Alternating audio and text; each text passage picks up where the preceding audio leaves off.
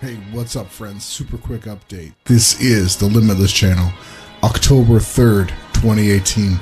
Please tune in tonight, live on the Awake Souls channel, as we go into free energy, the jet fuel hoax, and we kick this up nitrous level.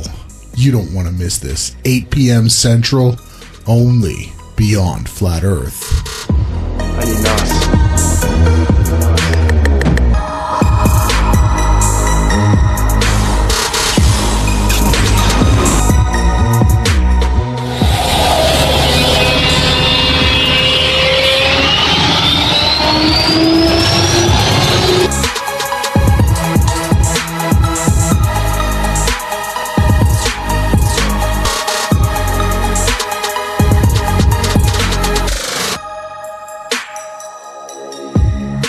Again, live tonight on the Awake Souls channel, 8 p.m. Central. Be there.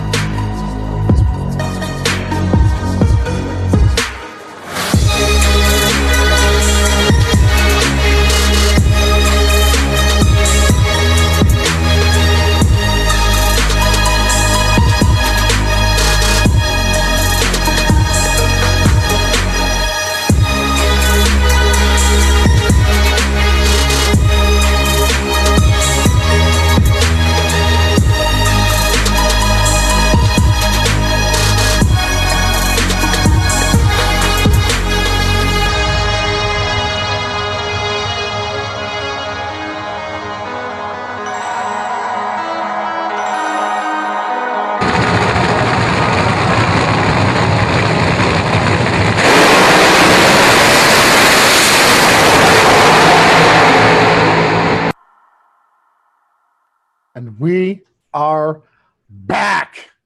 This is Free Energy Goes Full Nitro, only Beyond Flat Earth. We together, and I am Limitless, and I'm here to introduce the host with the most. Some call him Jason. I call him Awake Souls. How's it going, brother? Good, good. Wednesday nights has always been the plan to talk about things like free energy, flat Earth, more of the science-y topics, if you will. And it's been a little while since we've touched the jet fuel hoax. And we're going back strong. And I think people are going to walk away with things tonight that if they put their mind to it, they're going to be ready to start building stuff. So I'm pumped. Wednesdays are exciting nights for me. So how are you doing, brother? I'm good. I'm looking forward to getting into, some of these other topics. And I'm really thankful that we have this platform here that you've, done a great job building up. And I'm really thankful that we're here tonight. Free energy is a super passion of mine. I do believe that we can manifest things in this reality that we're not quite taught about in school. I'm really looking forward to your presentation tonight. I know it's off the cuff, but I know it'll be good. And I can't wait. So let me know, maybe in a short paraphrase, if you could tell me, what is your goal here? What are you aiming to get to through this process, brother? Let's see. So we've got things like flat Earth, where once you realize that Earth's not a spinning ball flying through space like we're taught, it's a paradigm buster. And a person that's intelligent starts going through and contemplating, well, let's see, all these governments, all these academics, universities, public school systems, stuff like this, they're all teaching that we're a spinning ball flying through space. And it's obviously not true. So what it does is it opens you up to the consideration that we're being lied to on massive scales. Now, you and I talk about how this is biblical and how it's the truth versus lies and deception, and this is Jesus Christ or YaHaWashi versus Satan and his minions.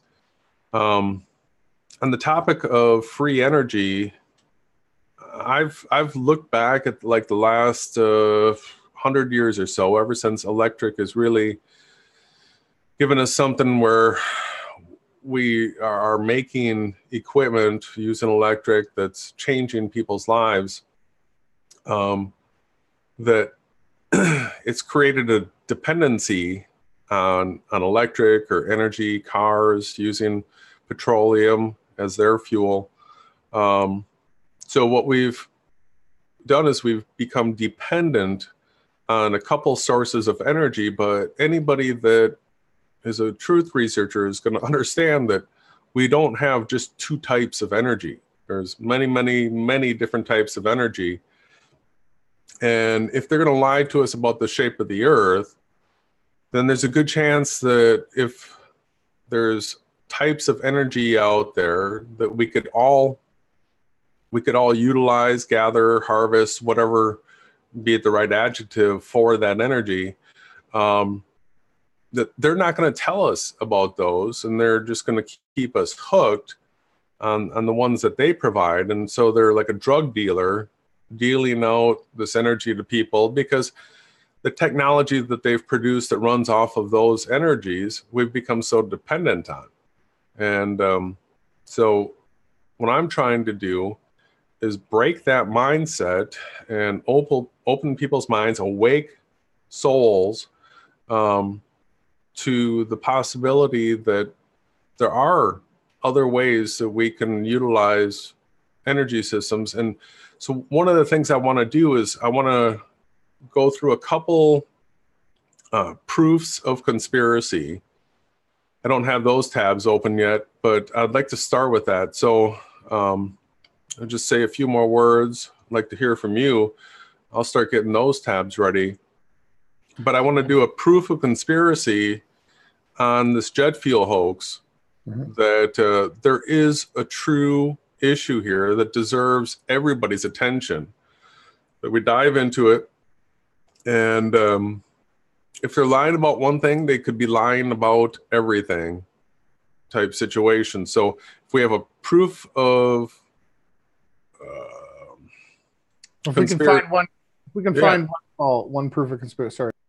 Yeah, the proof of conspiracy, then this is worth our attention to dive into, because I want to disconnect from this world to the maximum extent possible.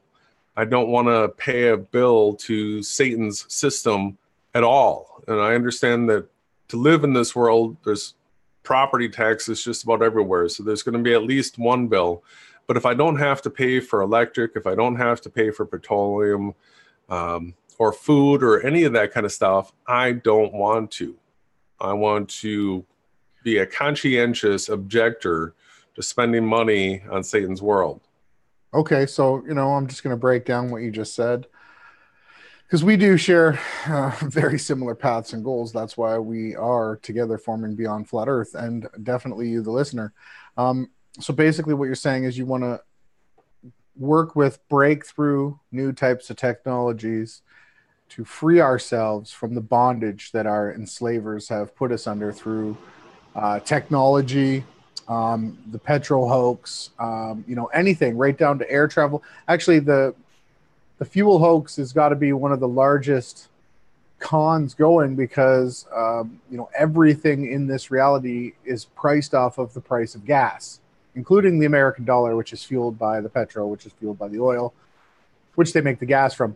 So what I see is an effort here from Beyond Flat Earth, which we're going to continue to do moving into the future, to come up with free energy technologies. And tonight you want to take a proof of concept. So you want to prove that there's one flaw. You got to be an absolute brain dead person. Listen, somebody who has absolutely zero common sense. When Jason's going to break down how the mechanics of a catenary, how basically a jet airplane wing could not and would never hold the amount of fluid that's purported. So the problem that we have is that once we do this, there's no going back, people. You can't just then say that the proof of concept was proven, but now it's still, it's possible that they're still doing it. No. So what Jason's going to lay forward tonight, proof of concept. We're going to look at some other types of interesting things that we find in our everyday air and reality. And this is going to be super fun tonight.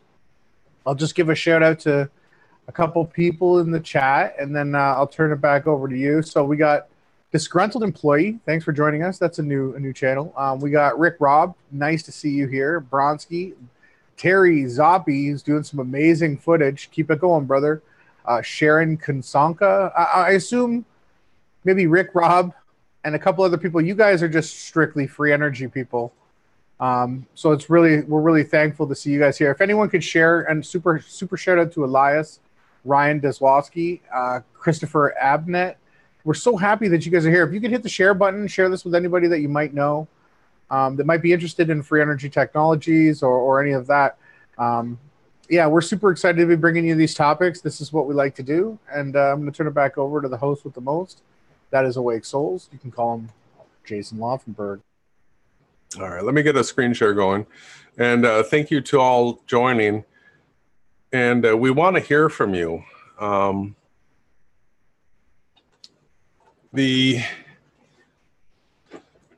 right, so as far as this jet fuel hoax thing is concerned, before I get going on this too much, I want to preface it with I saw a lot of this stuff that I'm going to be going through tonight months and months ago. And so I was making jet fuel hoax videos. We were talking about free energy. And we didn't get any response from individuals. Nobody's dug in, started doing research, started building things that run off of things other than petroleum.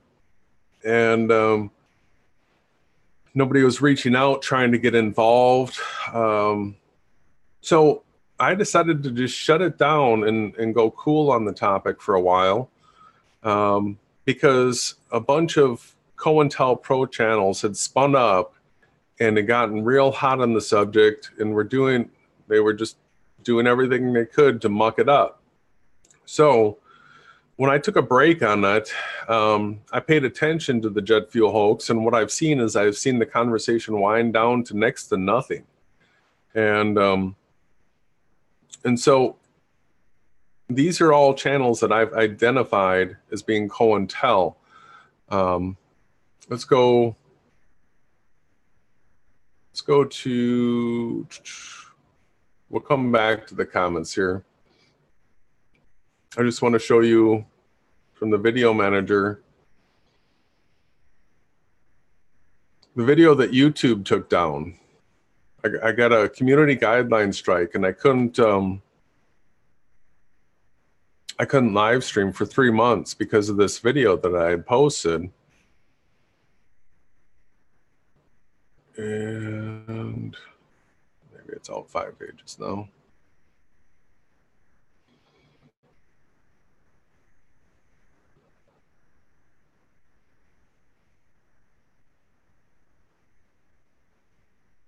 Here we go. It is jet fuel hoax, Airbus A380 exposed, free energy truth, update 1, COINTEL exposed, hashtag jet fuel hoax deceivers. So this got community guideline strike because I was calling out the COINTEL on the jet fuel hoax.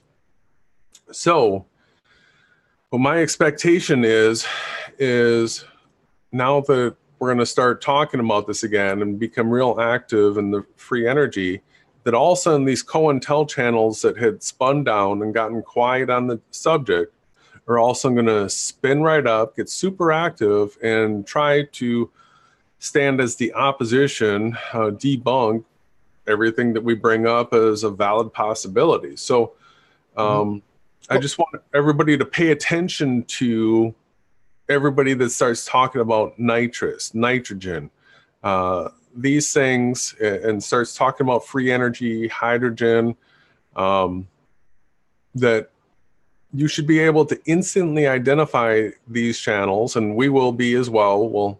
We'll be calling them out exactly as they start popping their heads back up and trying to muck everything up. Brother, if you could relate some of your experience on what you've seen from the COINTEL. Well, what I've seen is an absolute joke from Dave from Dave Mispelkin. Everyone's seen he went from, your chat is stuck, by the way, hit the blue arrow down. Dave has been promoting that planes fly low and slow, which is an absolute joke. When something's up in the sky, it traverses a larger area throughout our circle of sight. There are no roads that span the distance that we can see looking up and around us, depending on our altitude and the hills around us. So what I've seen is the COINTEL have low and slow. Planes are 175 feet instead of 200 feet. These are the types of absolute nonsense where the so-called top jet fuel hoax guys took it. They didn't take it to free energy. They tiptoed around it, but they, I guess they're afraid for their lives. I've heard that from a few of these people. It always makes me laugh because we're all under watch. They know who you are, where you are, what you're doing. It's absolutely ridiculous for you to think that they're not watching every move that you make.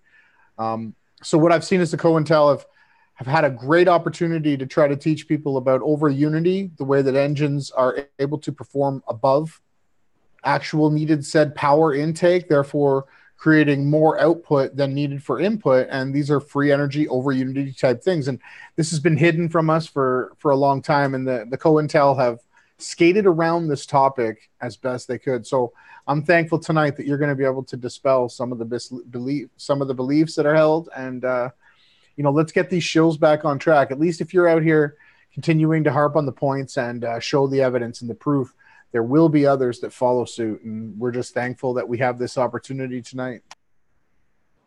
Yeah, so I just want to start off with a proof of conspiracy.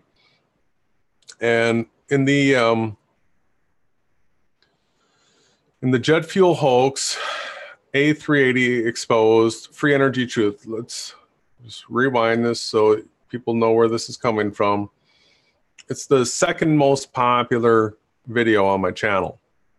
So if you go to my channel, I have a category of popular uploads. Strange Truth Project is the most popular, and the jet fuel hoax exposed is the second most popular. And so from this video here, there is the proof of conspiracy having to do with the weight that is said to be in the wings of these planes.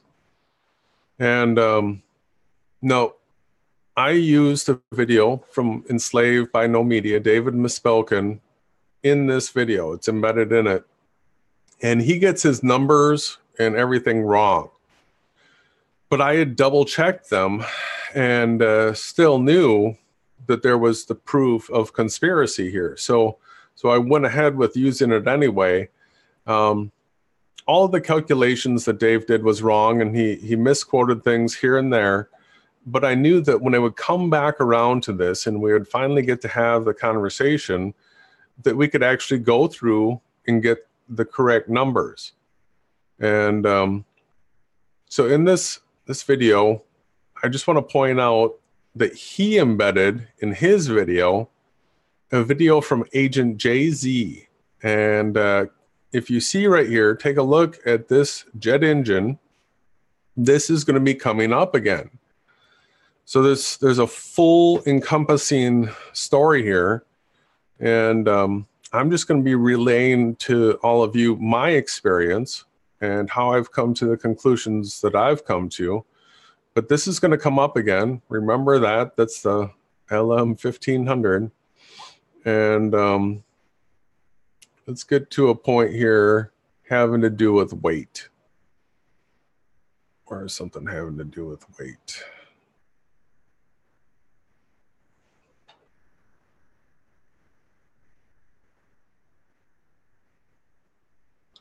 Well, the pools.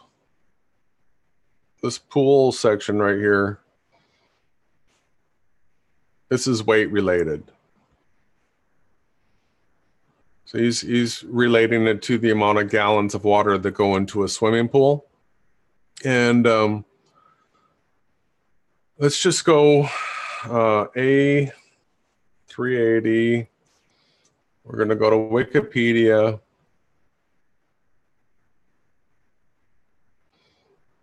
We're going to scroll down here. We're going to get to the specs on this plane.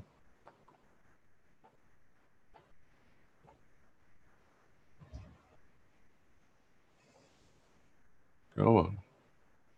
Popular. This is technology-wise. This is really the pinnacle of commercial airflight right here.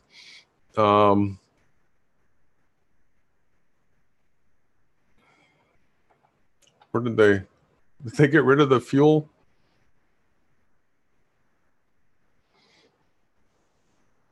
Where's the fuel on here?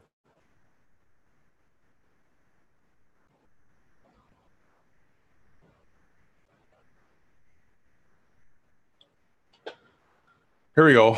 They switched this. It used to be in gallons, but now it's in weight.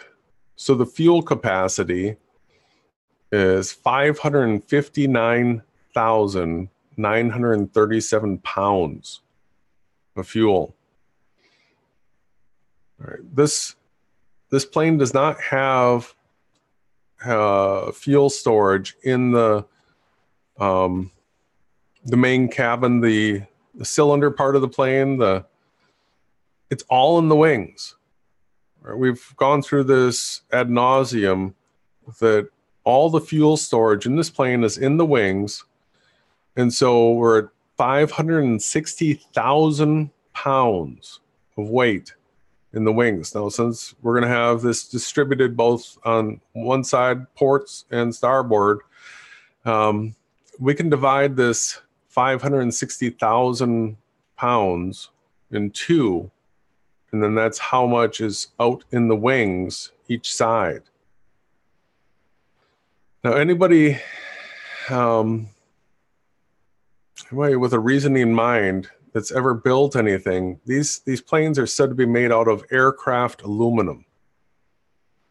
And they're fully cantilevered. There's nothing supporting them.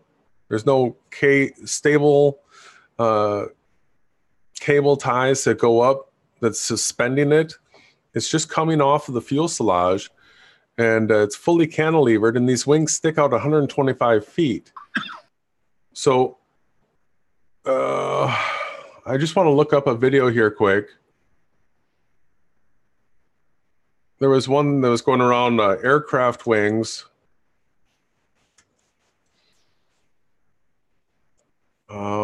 Tested.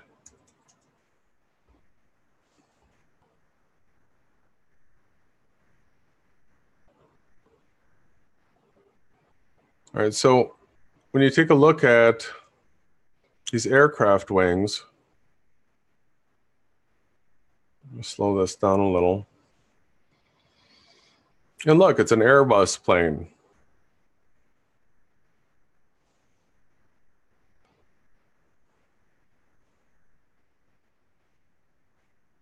Watch the movement of these wings.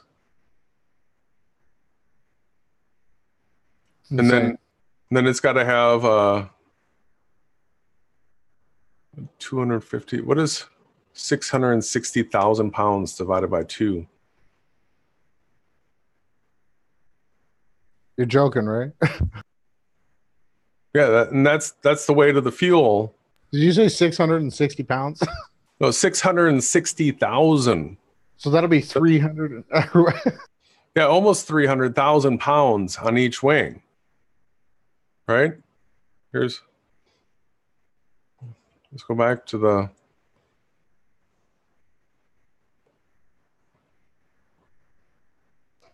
$315,000 or whatever. No, 660. No. No, 560,000 pounds. Here, I'll grab the calculators. 560. Yeah, and Neil Matthews got 330,000. 333s, right? We know how they work. That's a lot of weight. Here, it's 280,000 pounds on each side. Oh. All right, so now I've seen the videos, and look at this is the wing. This is the internal And then they say that this is going to be filled with fuel. And just on a volume standpoint, once you start looking at the mechanics for these leading edges on the planes move, they have they have heating on the leading edges so that the wings don't ice up. They've got all the mechanics for the flaps. They have mechanics for a whole bunch of stuff all over the place. And they also like to have an empty cavity because they run the air, they run the hot air off of the engine. They port it into the wings, and that also fills the cavity as well. They need that hollow cavity. Yeah, well, and as you heat it up like that, hot air like that wants to lift. So I mean, it's a good thing to have. It's good to heat up the wings. But if you're talking 280,000 pounds, if this entire wing was nothing but I-beams of aluminum, aircraft grade aluminum, if the whole thing was just nothing but I-beams, you could not set 280,000 pounds on this and not expect it to just bend right down to the ground. You couldn't do it. You couldn't do it. I mean, well, you could make it. Go ahead. No, I'm sorry. The other interesting thing, I don't know if this video has it, but they stress this to the point of, I've seen one of these planes break apart when it's flexing. They take it to the point that it breaks apart, and maybe this is it.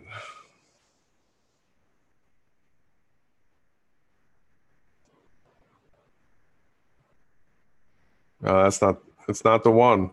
But when it breaks apart, you know what's interesting? No fuel comes flying out of the wing. They didn't even test this wing under the load, under the weight of the fuel, right? Wouldn't that be the most important critical thing to do while testing is have the wing filled to the maximum beyond its maximum carrying capacity, and then test it? Because that's what you need to do in order to test it for real world flying conditions. You would have to have them completely filled with fuel, max out the test like this, and see at what point it rips loaded with fuel, jet A fuel.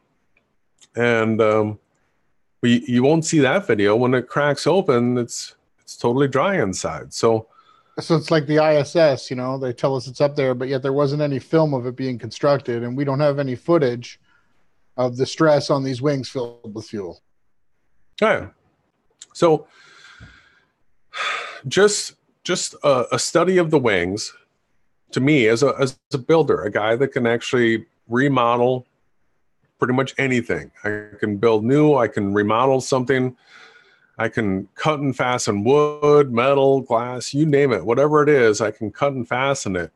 And so when I look at a wing like this, I'm thinking to myself, if I had to build it and I knew that I wanted to set 280,000 pounds out on something that's cantilevered 125 feet, I would do the engineering to figure out what size I-beams I was going to need to use in order to be able to support that amount of weight. And I mean, not to mention its own internal structure, plus the fact that there's two 6,000 pound engines hanging on it. So if I sat down to do those calculations, I would automatically just zip right past aluminum because it's a soft metal. It's going to bend. So I'd be going right to like the most hardened of steels. And I'd be looking at the largest I-beams I could possibly come across. And I'm confident that even if I stacked up the largest I-beams I possibly could, I'm talking like 4 foot tall I-beams, like crazy, just stacking them side by side by side, like it was a wing, that the amount of weight for the metal itself, for the I-beam, would start bending it itself. And then if I were to try to put 280,000 pounds on it, I'd probably bend off my steel I-beams. Right? So that to me is the proof of concept that I needed in order to dive in and study this jet fuel hoax thing. You know, this image right here is something that's been memed up on the jet fuel hoax, and it presents a good basic proof of conspiracy. And I don't think this is even enough cars. I think you would need 4 more cars on this in order to equal the 280,000 pounds per side that this plane is said to be carrying in fuel. So I've got my proof of conspiracy. I've moved on, and you know, I made some videos, and so since I've had this rest here on the jet fuel hoax, I've been able to contemplate a whole bunch of things. And I also have the advantage where I get comments from people. And a week ago, I got this comment from Juan Flores. And so this set off a mental process for me. And the video that we're doing tonight is going to be sort of a research party. All of us right here, we're doing a research party. And then from this, I hope to use clips from this in a video on this topic and try to put it together in something, you know, more of a professional presentation. But right here, this is just open dialogue on nitrogen. So Juan Flores says, I'm a mechanical aircraft engineer from the Mexican Air Force. I am in charge of the F-5 Tiger jet fleet. I will tell you the secret. The air is 73% of nitrogen. The compressor breaks the molecular force of oxygen and nitrogen of the air, and then this nitrogen becomes the fuel for the combustion chamber. A free energy machine hidden to humanity. The fuel is only necessary to start up the compressor at high revolutions. Once in high revolutions, the fuel is the air that burns nitrogen at high temperature inside the combustion chamber, started by fueling at the beginning. This is a secret for high levels only. I could lose my job and life now. The ground crew and all the people involved does not see the truth because they keep feeding fuel to the airplane, and they believe that this is the only source of power. The pilots will not notice that because they see with their own eyes how the aircraft is charged with fuel. In all aircrafts, there is a clock of time flight which controls the indicators of fuel level. There is no pilot in the world that could try to see what happens if he ignores the fuel level indicator. This is my gift for humanity. And I responded, thank you for sharing. What you were saying sounds like it could be true. As you can imagine, I get a lot of people asserting a lot of things, but I have a hunch you are telling the truth. How would you recommend that I go about exposing the truth about this? I really want to bring energy systems beyond petroleum to the world. And I haven't gotten a response, but what do you think of that, brother? Wow. Sorry I interrupted. Hopefully that doesn't ruin the recording. No.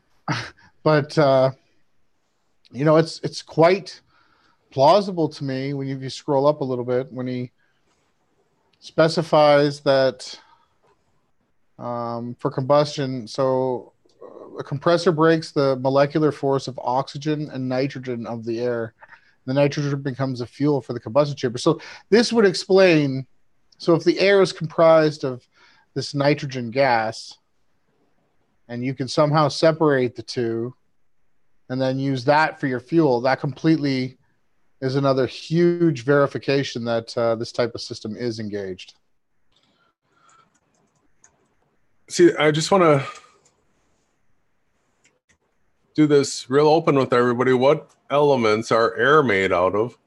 This is a research party. So I've been doing this the last few days, just learning up on this stuff. And molecules of two different elements, nitrogen and oxygen, make up about 99% of the air. The rest includes small amounts of argon and carbon dioxide. Other gases such as neon, helium, and methane are present in trace amounts. And then it says oxygen is the life-giving element in the air. Wow, I don't know about that. That's just loaded. Yeah, the fact that they stuck that in at the end. It's good that we go through this again, and I hadn't seen that yet. So we can hone this down a little bit more.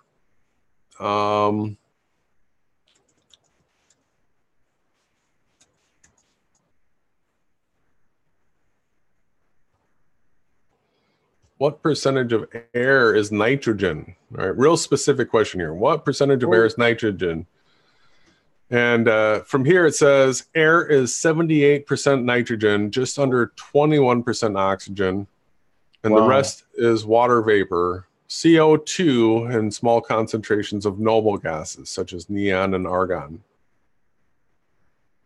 78%. So it's similar to the water that covers the earth, right?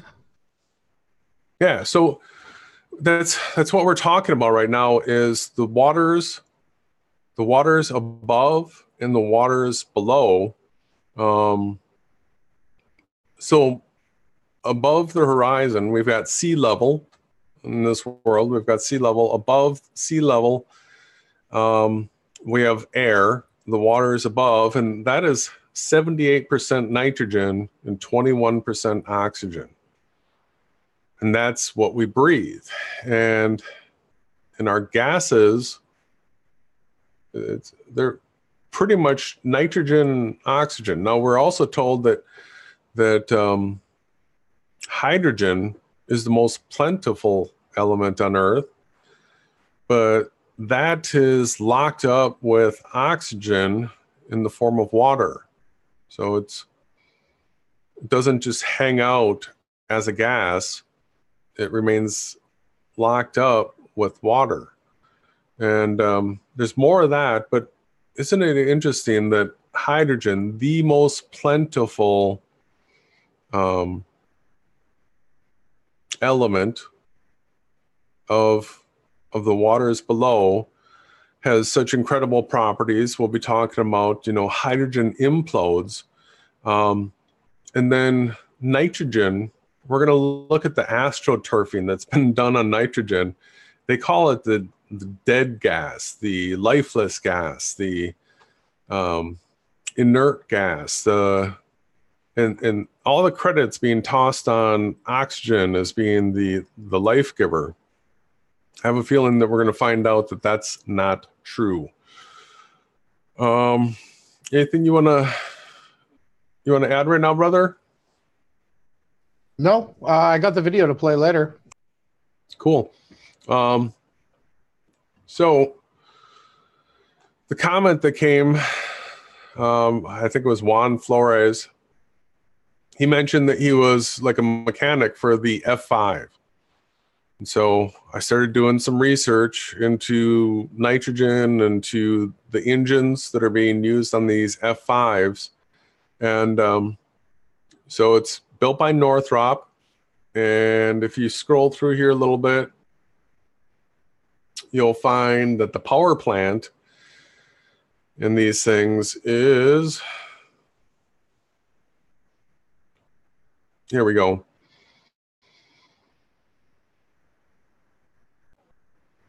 All right.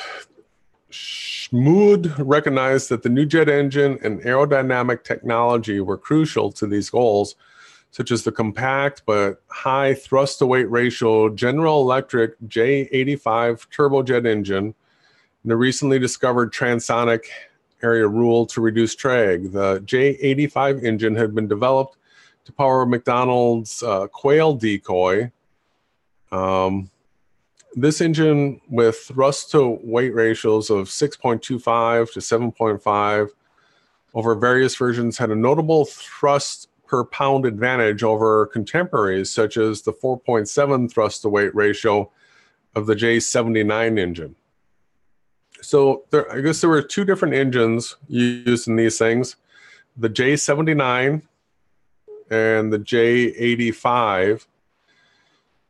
And so I read through this, and when we were told that this person was from Mexico, in the comment, the commenter said that he worked on the Mexican F5s. And so I went down to Mexico here, and it says that in 1982, the Mexican Air Force received 10 F5s and 2 F5 FSs after the purchase of 24 IAI KFIR C1s. All right, that plane was blocked by the US because the KFIR used the American-produced J79 engine. So this J79 and J85 became the, what I wanted to research as far as these engines were concerned. And so if we jump here, here's the J79.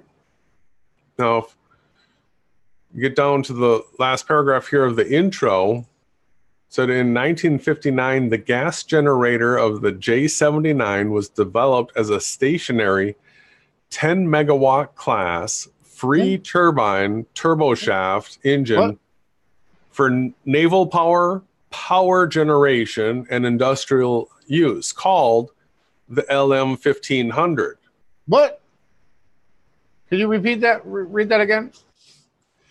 This J79 engine was developed as a stationary 10 megawatt class free turbine turboshaft engine for naval power, power generation, and industrial use, called the LM 1500.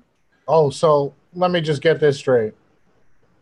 Not only are you trying to state that the engines that are being used by airplanes are free energy type devices, you're telling me that they've been using these since 1959 to create the electricity in our houses.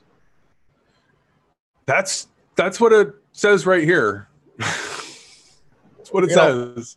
It's almost like, I know I don't like to use this as a reference all the time, but President Trump could say something, and just because he's President Trump, absolutely nobody in the world hears that. And when you tell me that this jet engine from 1959 is a power plant, and people don't understand that you're telling them that it is not being used for fuel, it's an actual machine that creates energy simply due to the fact that the way that it's run.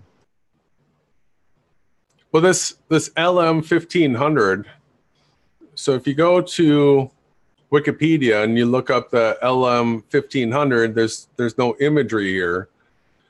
But if you go to, well, I don't know if I have that tab. Let me go get it. Grab a LM 1500. And you look at the images. You see this image right here, the top left image, this that white bell. Mm-hmm. You see that's a YouTube video thumbnail. Mm-hmm. That's from Agent Jay-Z. That's the guy that David misspelled. Don't click on it. He'll definitely give you a strike. Yeah. But then if you take a look here, here's setups for this LM 1500.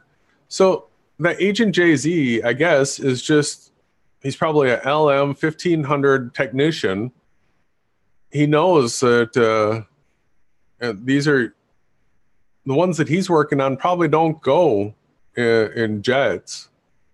This isn't the standard jet engine that's used anymore. Some, those F5s and a couple other planes will use them, but chances are he's a mechanic that works on these things right here that go in power plants. That's what they're used for. Power plants. If we go back to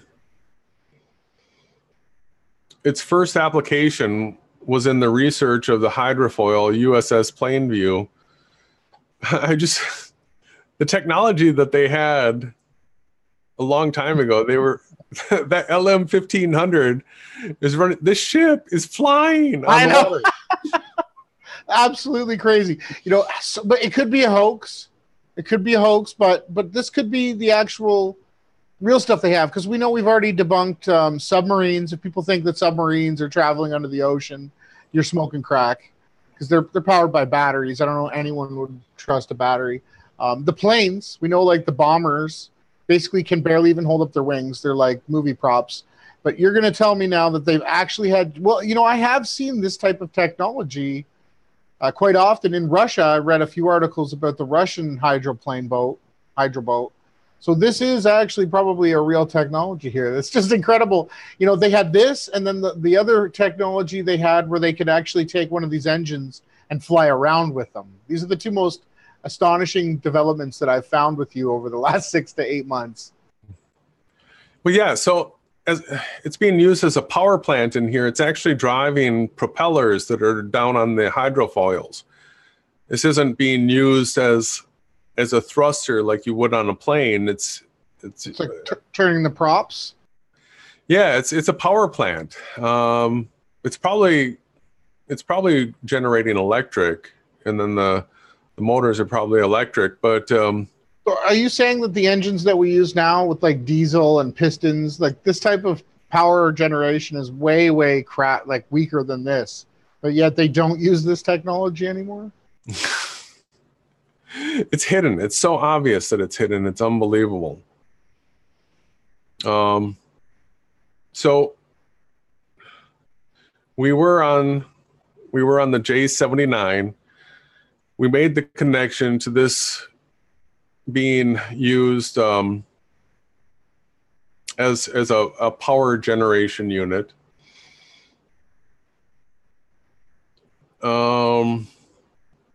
Now let's go on to nitrogen. And this is a pretty big read here, and just want to skim through here and find some of the highlights from when I was looking at this the other day. You know, I want to recommend to everybody read this on nitrogen. Get brushed up on it.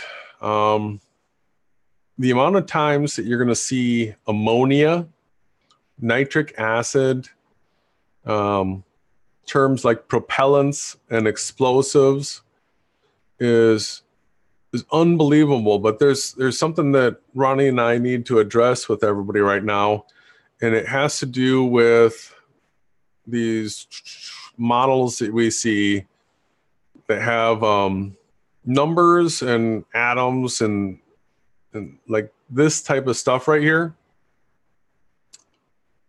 That's not reality. They have a language where they're saying something, but that's not reality. The atoms is a made-up concept. It's an ancient Greek philosophy is what it is, atomism. So the little bubble things with they're models. They're models. Now, I don't claim to be a chemist, but I'm a practical builder guy that I know how to cut things, I know how to fasten things, and I'm smart enough to understand that I can only work with materials that can be present. So within air, we've got basically two constituents. We've got nitrogen and we've got oxygen. Nitrogen, it says here, is 78% of the air we breathe. Oxygen, just 21%. So does it make sense? Let's go back up here. One of the things that I remember reading through this was the amount of times they were talking about how it got named. Oh, here's an important part. Let's go through the history on this. Just a second. I already see a pretty funny name out there. Someone who's tied in with the big G. I can't wait till you get to that. It all ties together. All of this ties together. So let's get started on the history here. Make it a little bit larger for y'all. That's too big. Nitrogen compounds have a very long history.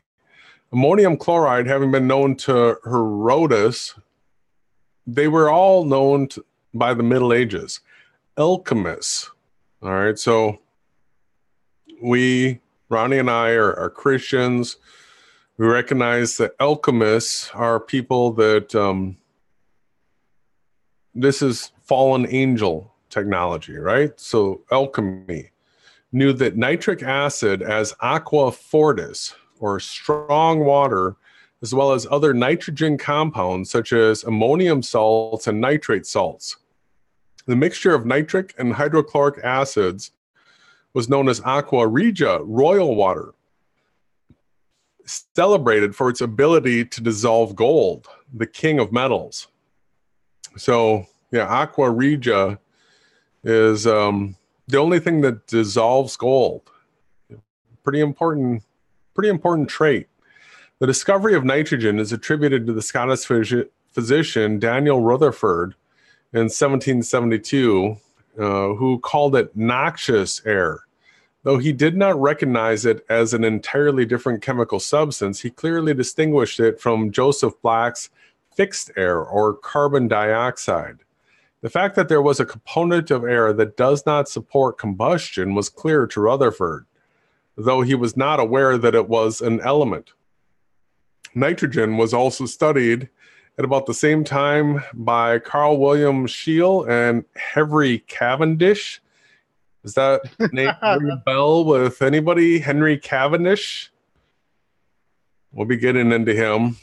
And Joseph Priestley, who referred to it as burnt air or phlogisticated air.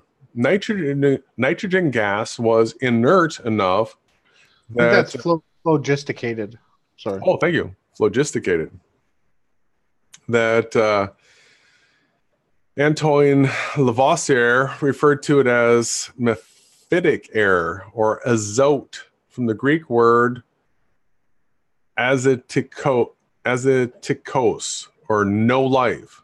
All right, so there's a bunch of stuff that I came across as far as nitrogen's concerned, that they really want to bring out the point that there's no life in nitrogen.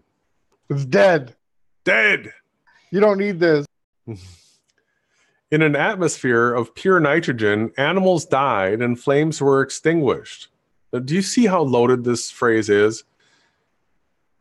In an atmosphere of pure nitrogen, animals died and flames were extinguished. So, yeah. The dinosaurs? No, I'll get into it. What's necessary for a flame to exist? I mean, oxygen. There has to be a fuel, right? There has to be a fuel, and then oxygen is an oxidator. It will make something that's burning burn more. But wait, what we're commonly told and taught by our indoctrination centers is that the air is made up mostly of nitrogen, right? Yeah. So the oxygen that we're calling out as burnable is really made up of 74% nitrogen. We got to get that straight. Yes, it's very important. We're going to have to go over this over and over and over. But so, yeah, nitrogen's used as a fire suppressant because all the oxygen's been removed, and you need to have the oxygen in order to have a flame. So, well, let's keep going here.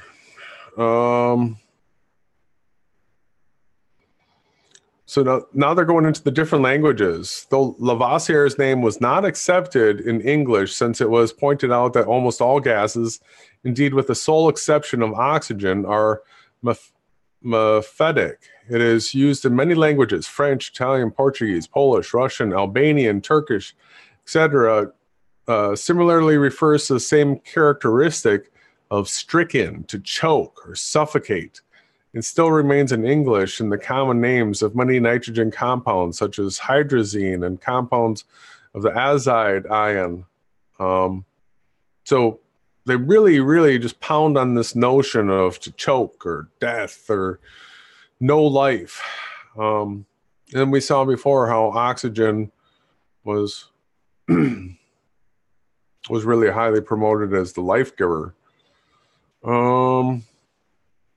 Let's see, from here, let's go into,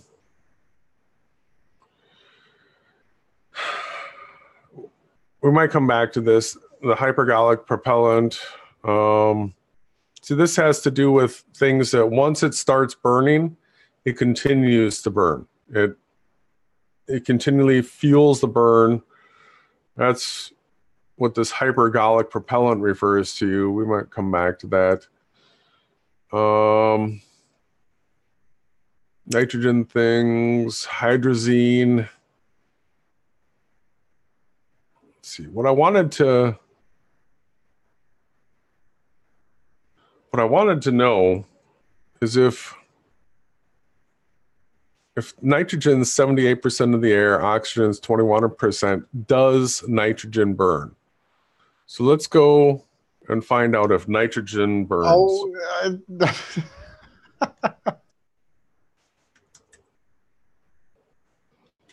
Oh, survey says O2 is a catalyst to a burning fuel source. If the fuel is depleted, the burning stops even if O2 is still present. Nitrogen does not burn or support combustion. Actually, a fire could be extinguished with just N2. We're going to have an issue with that. Yes. So they've actually changed this response. Let me see if I can find it on one of my open tabs. Did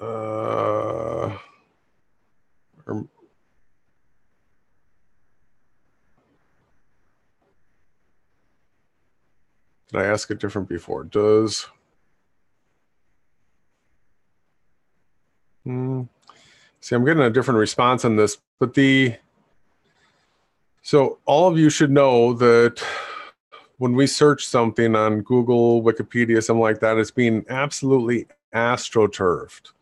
Well, they're saying if nitrogen could burn, they're saying the end of all life as we know it would happen, that everything around us would burn. That's what we're getting here. Yeah, that was the main answer that I had saw before, but it's not coming up in the main box like it did before.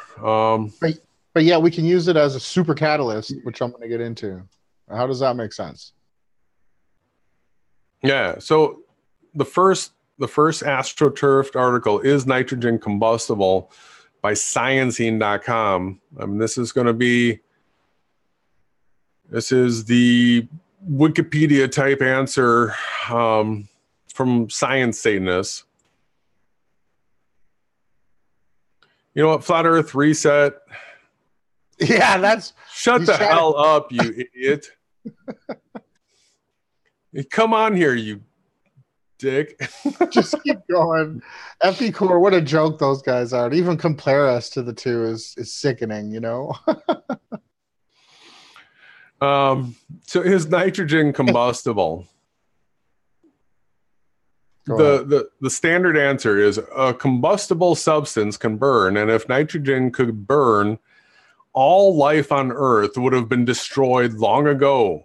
Nitrogen gas makes up some 78% of Earth's atmosphere. Roughly 21% of the atmosphere is oxygen, and if it could combine with nitrogen in a combustion reaction, there would be none left for organisms to breathe. Fortunately, that isn't the case. However, nitrogen can combust in certain unusual circumstances. So it's like gravity. It's the weakest and the strongest force. It's non-combustible or we all die, and it's also super combustible. Like, come on. So, I mean, if you can't see the astroturfing in the comment like this top answer right away they take it to all of life on Earth would have been destroyed long ago. And then they come back in their last sentence. However, nitrogen can combust in certain unusual circumstances. So if you read through here, so I found this funny. Look at this TLDR, too long, didn't read. Never seen that. Do you see what it says under here? It says the obvious and simple truth is that nitrogen is not combustible under ordinary circumstances. In fact, the National Fire Protection Association has given nitrogen a flammability rating of 0. There are certain special situations, however, that require special consideration. How can you talk so bass-awkwardly? So they tried to cut off people that are looking for the information. Right here, too long, didn't read. This is the Cliff Notes. Right? You don't have to go any further than this, people. National Fire Protection Association gave it a rating of 0, huh? 0. Yeah, so nitrogen and metals. Magnesium is an incredible... has anybody ever seen what happens when nitrogen and magnesium? That's quite a flame. It's pretty amazing. That happens. Ooh, nitrogen and hydrogen. Wow. Water, right? Hydrogen, the most plentiful. This is the most plentiful element on Earth, right? Hydrogen. And then nitrogen, the most plentiful element in air. Right? Yes. Yeah. Yes. So I guess when nitrogen and hydrogen get together, they can burn. That's going to be something going into YaHaWashi engines that we're going to have to be discussing when it comes to the power plant we're going to build. And then thunderstorms, right? Naturally occurring. I mean, doesn't real science basically say that we have to be able to mimic something that happens in nature? You talking about a bolt of lightning? Yeah, thunderstorms. I almost said light of bolting. And earlier I said catenary instead of what's the catenary instead of cantilever. Yeah. I'm all bass backwards myself. Sorry, everybody. Yeah, but thunderstorms, nitrogen and hydrogen, all right, the two most plentiful things that we got here. And but so didn't they say nitrogen's dead though? It's dead. It's right? dead. Dead. It's dead. The dinosaur fossils, that's what's given us fuel though. Right. Exactly. So this is a heavily censored AstroTurf topic. And I found this.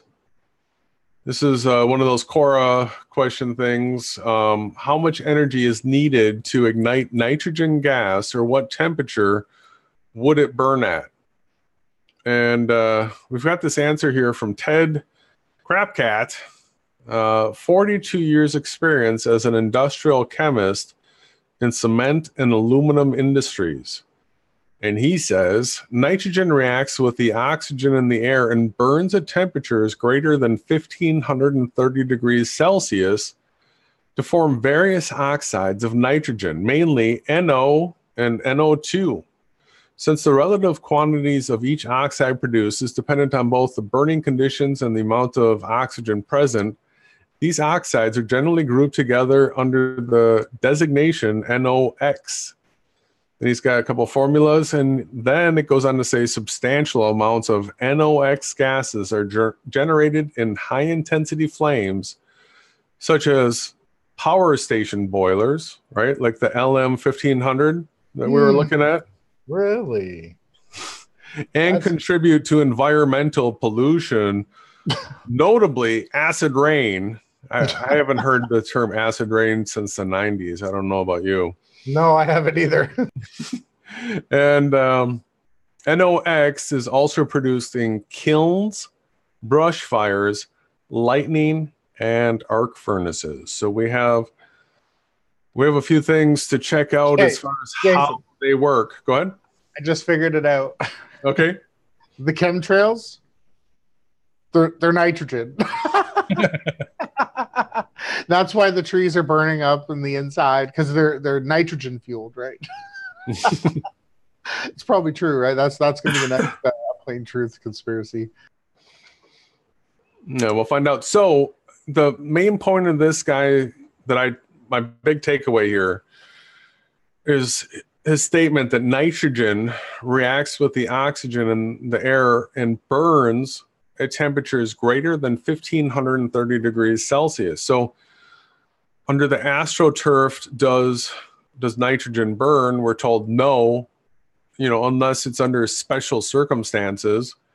They just don't tell us that it needs to be at a temperature greater than 1530 degrees Celsius for this to take place. Right? Well, I'm going to prove the special circumstances is if you compress it and light it, it burns. Those are the certain circumstances. And this comment from Ted Crapcat ties exactly back to Juan Flores, where he said, I'm going to tell you the secret. The air is, he says 73% nitrogen. Everything else is saying 78%. But the compressor breaks the molecular force of oxygen and nitrogen of the air. And then this nitrogen becomes the fuel for the combustion chamber, a free energy machine hidden to humanity.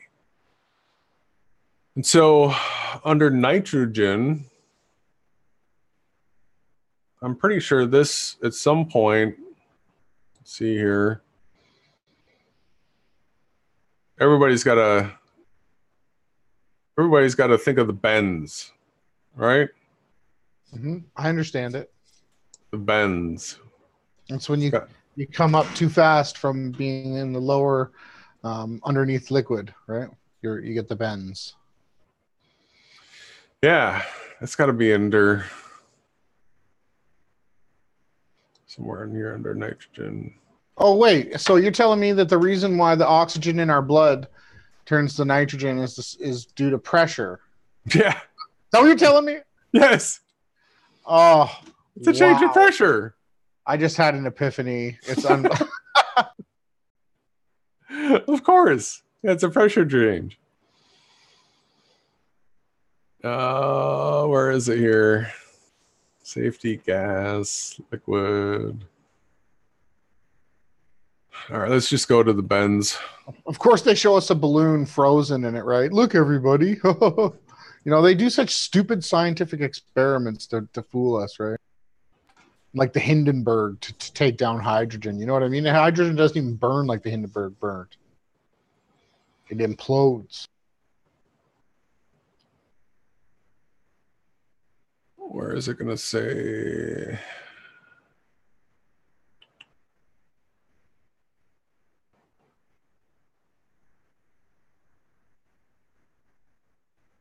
It's nitrogen. Where's? They're not talking about what's going on. Let's see. Control. That's what I was. You read my mind. Control F it. There we go. It's under gas. So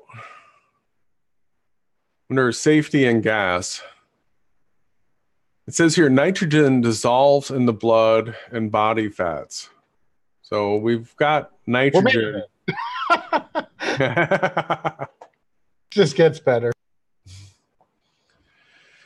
Nitrogen's in our blood, people. It's in but our. It's dead. It's dead, though, right? It's dead. It's in our bodies, but it's dead. And I got more links to share after this. Don't worry. Rapid decompression, as when divers ascend too quickly or astronauts decompress. They got to have the astronauts. I'm sorry, it's just too friggin' much. They got to throw in astronauts in there. This stuff is used as rocket fuel like crazy, man. It's powering all their spaceships.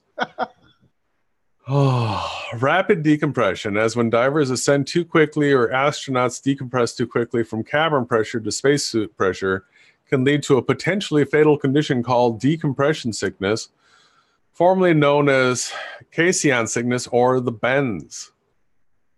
When nitrogen bubbles form in the bloodstream, nerves, joints, and other sensitive or vital areas.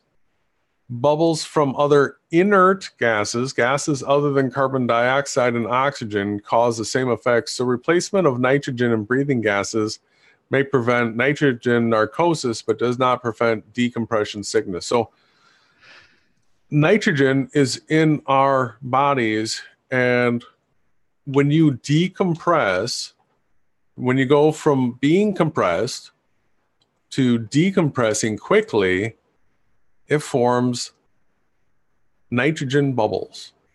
Nitrogen bubbles. So compression, decompression, you get nitrogen bubbles. And I take you to the turbine, people. Dun, dun, dun. The turbine. Let's take a look at a turbine, people. Oh, can I go back? I just want to see this big.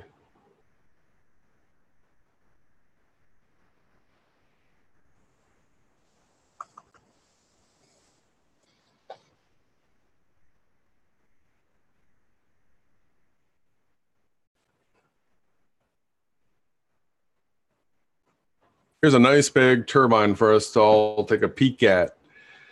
And this is the same thing hanging on the wing of a jet engine. Just this is a big version that would be used in a power plant, as opposed to the ones that we see on airplanes. But on the right side here, what we have is a compressor. Let me grab the annotate.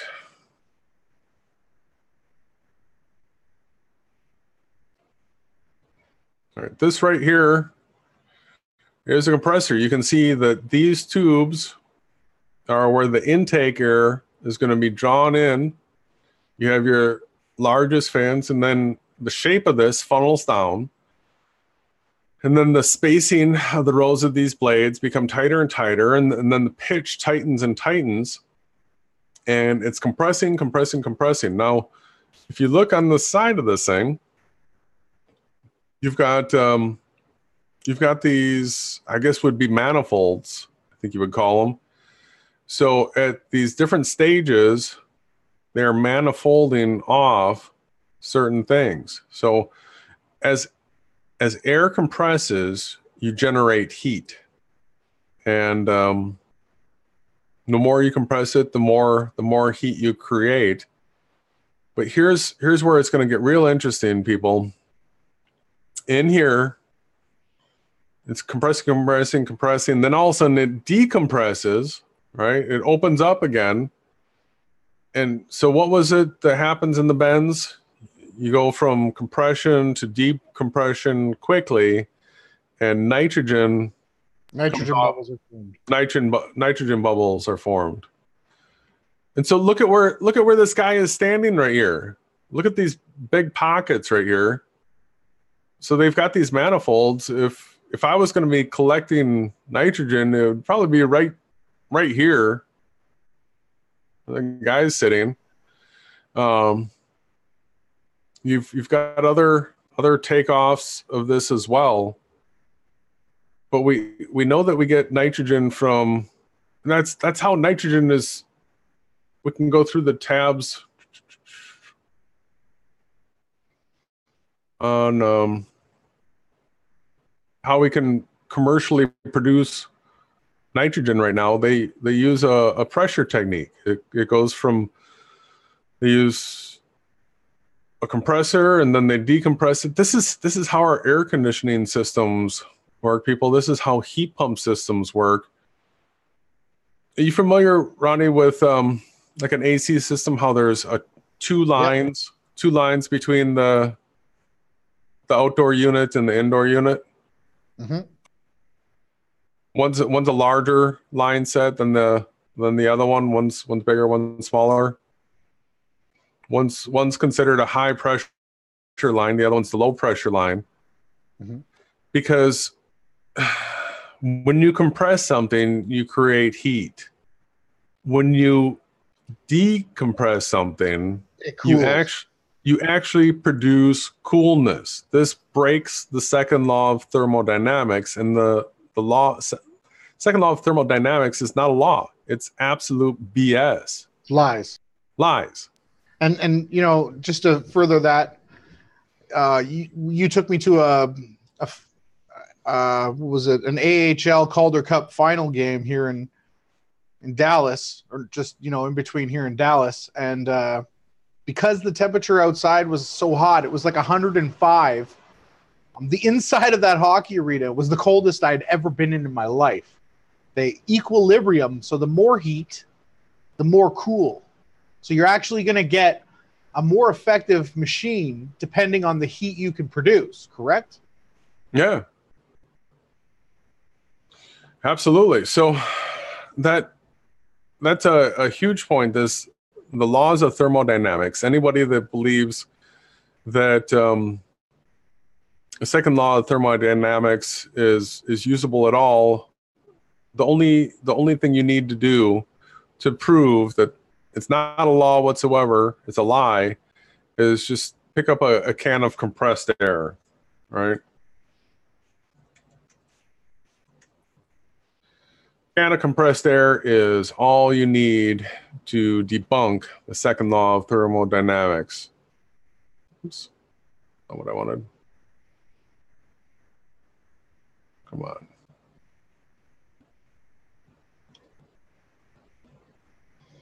All right. Everybody's seen it, right? You've cleaned off your keyboard or something like that with one of these, cleaned out your computer. It's compressed air. So with compressed air, when they were compressing the air to put it into that can, they were producing heat. There was a bunch of heat generated as they were compressing the air to put it in there. And that can was filled, it was boxed up, it sat there, and it went to ambient temperature. It's not doing anything.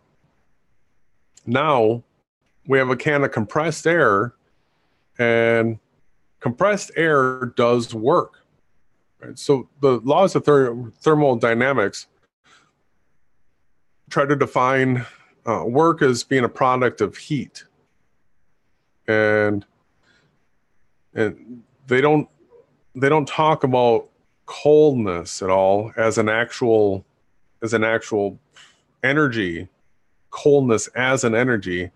They only refer to it as heat, work being done being heat. But compressed air, when you release compressed air, you squeeze that trigger, the can gets cold as it's doing work. And so compressed air drives machinery. You can have a compressed air impact wrench, jackhammer, any sort of tool can be driven. It gets cold. The compressed air, they get cold. All of the different tools, and all gases actually, when released, are cold. I've experienced many different ones, being someone who had built air conditioning and heating units. It's incredible that it gets cold, and it actually has a function to it. Yeah, it does work, but it cools things. It cools them off, and so this is the huge breakthrough. If you start to understand that these laws of thermodynamics are not laws, they're lies, then you can start breaking through and starting to understand the lies, because then you can look at all the astroturfing and start sort of like reverse engineering things. When you see them trying to stress something that you know is wrong, then you look at the reciprocal of it. So, see, where were we? We're at nitrogen burns with oxygen at temperatures greater than 1530 Celsius. Oh, here's one of the systems as far as how to separate nitrogen from air. you've got membrane units, but these pressure swing absorption, PSA generators, pressure swing absorption. So this is the pressure differential that we're talking about, as far as you compress something and then you release it, you depressurize it.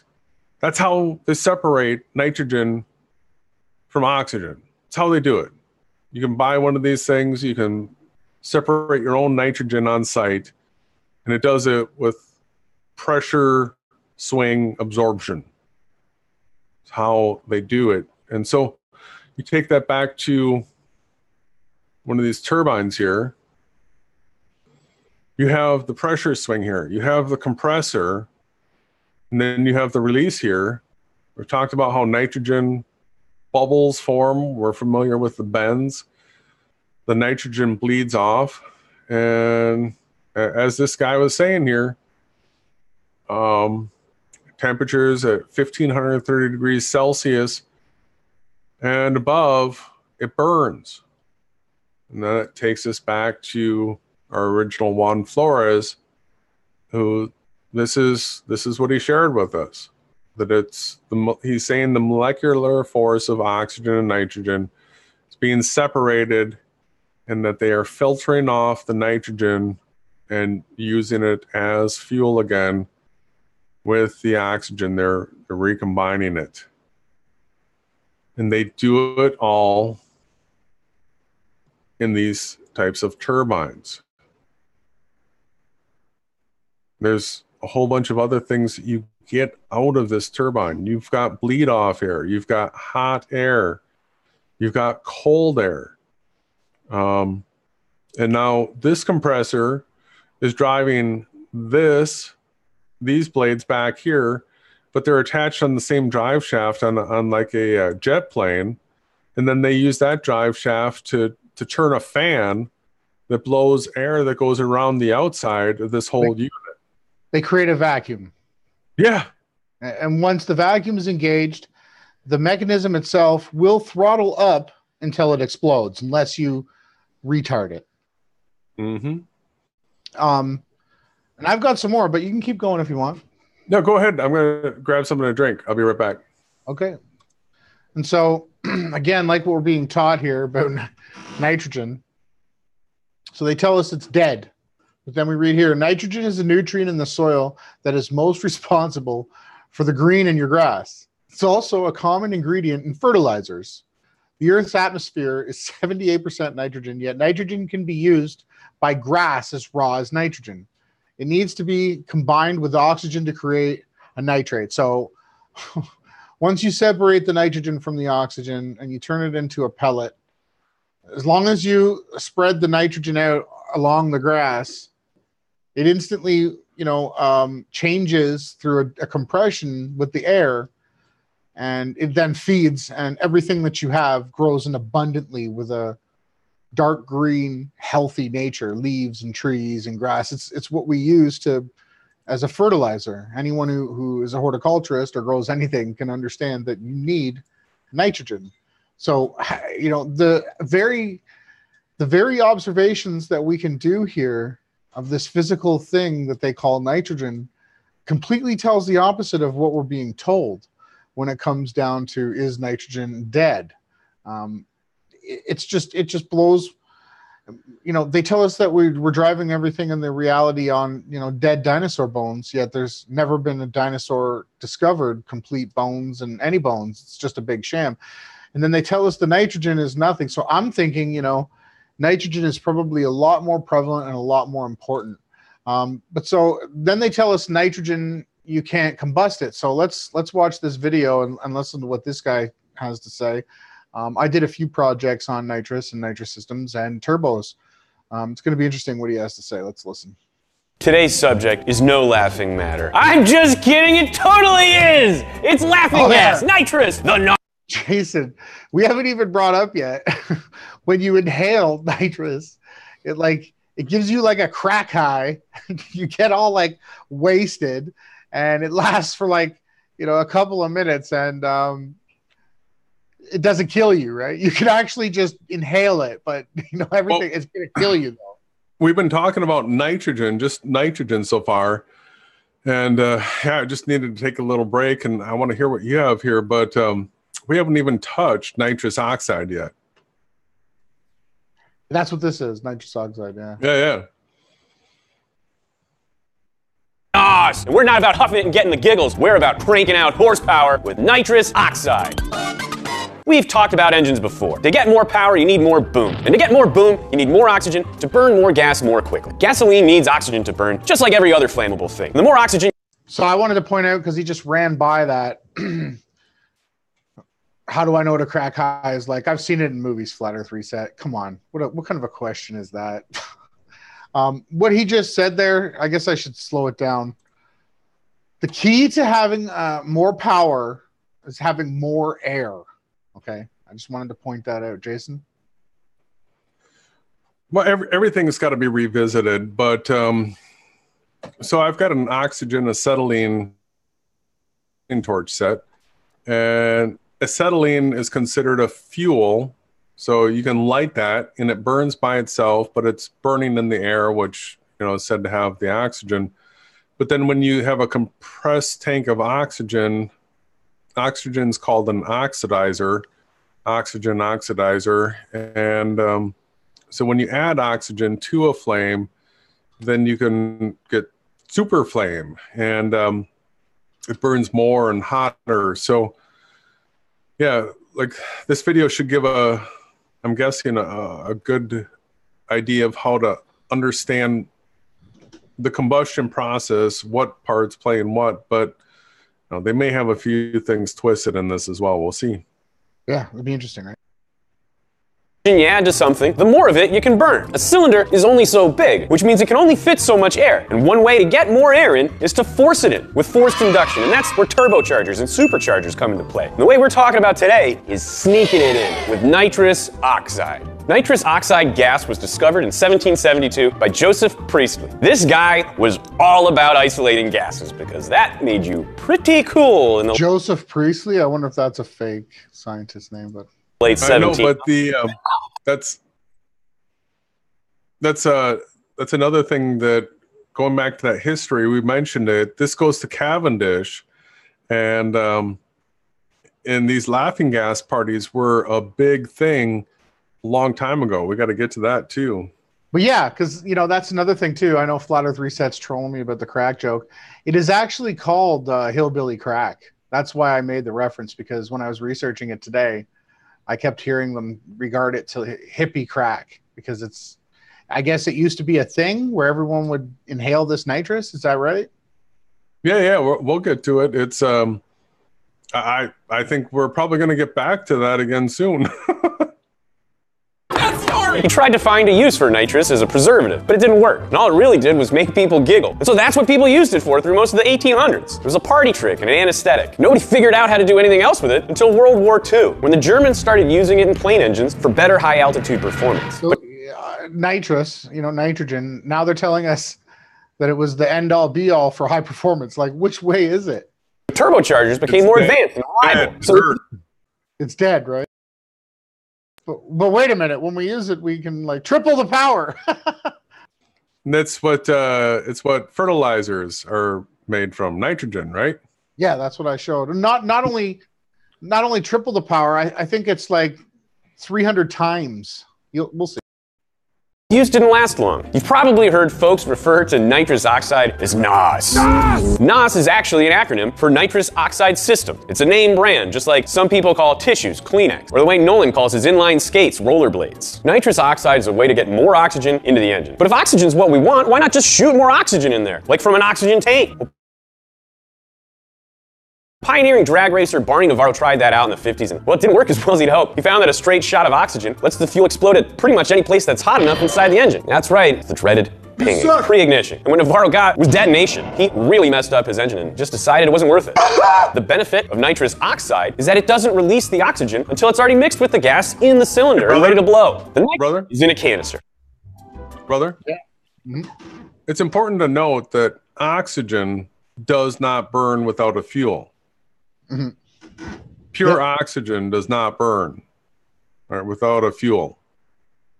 Can't burn oxygen. It's the dead gas. Yes, yes. Right? Great point. When it gets shot out, it expands. An added benefit is that when liquids expand into gas, they cool off. And cooler air is denser air, remember? It's not until the nitrous oxide gets into the cylinder that it releases the oxygen. In a hot engine, the normally stable molecules of nitrogen and oxygen split, releasing O2. Now, with... Here, this is the part I wanted to discuss, Jason. Yeah. Let's go back here. Hot engine, the normally stable molecules of nitrogen... So, when you spray in the nitrous, right? 2 parts nitrous, 1 part oxygen. They clump together. Is that what he's trying to say here? Let's listen. And oxygen split, releasing O2. They split. Now. So there's a pressure differential, a differentiation. Okay. Right. So they rip these two, supposedly, if this is even possible, they separate it. So as soon as it's sprayed out, it separates. Now, with extra oxygen in the cylinder, all you got to do is and pulls in more oxygen. Okay, I see the add the right amount of fuel and boom! More power! That nuke was fake, but... And the dreaded pre-ignition? Well, both the splitting of the NOS and the release of those freed up nitrogen atoms... Okay, so it makes sense to me now after what we've been researching. So what you can do is you can add foggers or plates. You can use nitrous in 2 different ways. You can put it into the cold air intake, or you can spray it in with the fuel. So what it does is it actually creates more oxygen in the area defined than you could. So it actually creates like a vacuum, right? So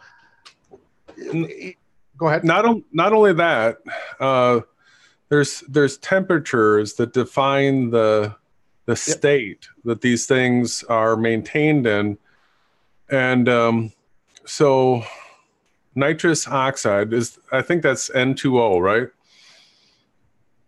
It's yes, N2O. But no, go ahead. Let's see here, N2O. What I was going to say is, though, it's the key factor about it is it's cold, right? It allows the oxygen to be colder, and I guess you can compress more oxygen once it's cold. You can fit more cold oxygen into a small space. Therefore, when you add the ignite and the flame, it creates a boost. Because, go ahead.